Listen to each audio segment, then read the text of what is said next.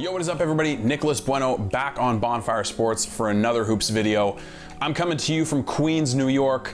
I'm on tour for stand-up comedy up until early December. Check me out on Instagram in the description below. You can catch up on all of it there.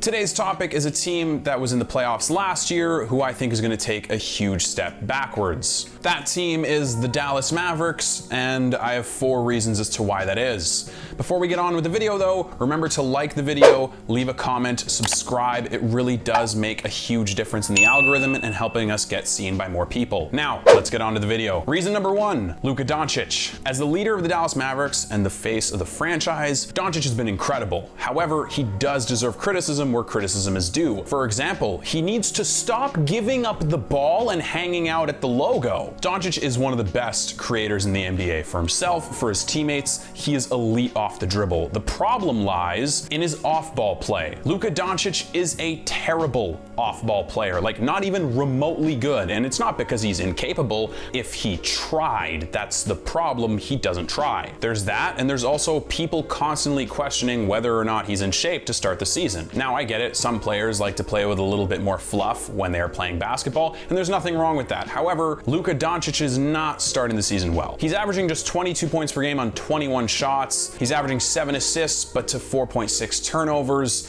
and he's doing this while all shooting under 42% from the field, under 26% from 3. Those are not good numbers. And while a lot of it falls on him, like I just said, the other 3 reasons will help you realize as to why that's happening. Reason number 2, Kristaps Porzingis. I don't know how to say this politely. Kristaps Porzingis looks broken. I get it. The springy, spry, athletic, agile Kristaps Porzingis from New York is gone. We're never getting him back. He's been hurt a bunch of times, but this is really bad, even by those standards. It's been well documented that Porzingis post-ups are not a good idea, but the things he's supposed to do well, like space the floor, spot up, and shoot off the dribble, are also not falling as well. KP's numbers on the season as of recording are 12.7 points per game and 6 rebounds, numbers that make Andrea Bargnani look great. Factor in that he's shooting just 30% from the field and 23% from 3. And yeah, if Mavs fans are panicking,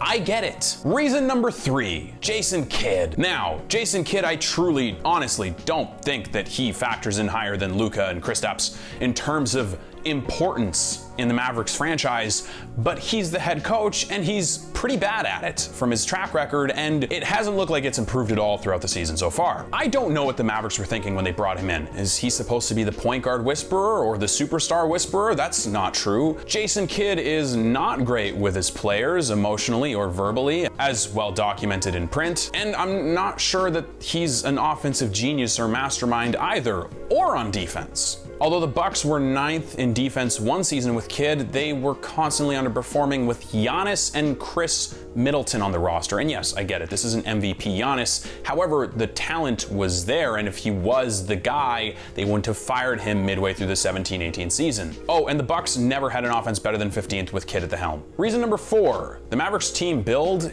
is not great. As of right now, other than Luka Doncic, the Mavericks have 0 players averaging 13 or more points per game. Porzingis isn't even top 2, it's Tim Hardaway Jr. who's second. As a team, they're scoring just 97 points per game, which is a really bad mark. They're shooting a shade under 40% from the field, 31% from the 3-point line, and just under 71% from the free throw line.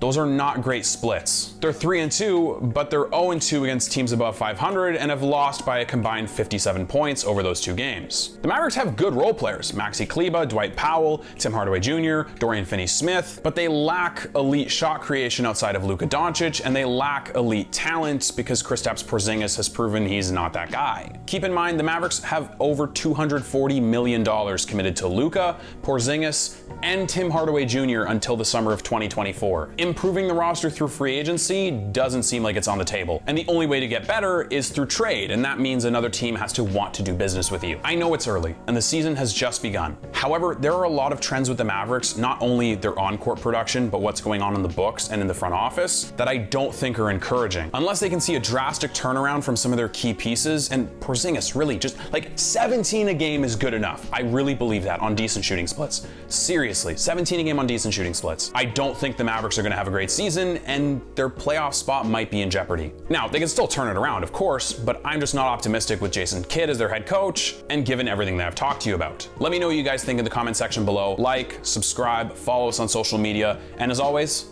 have an awesome day.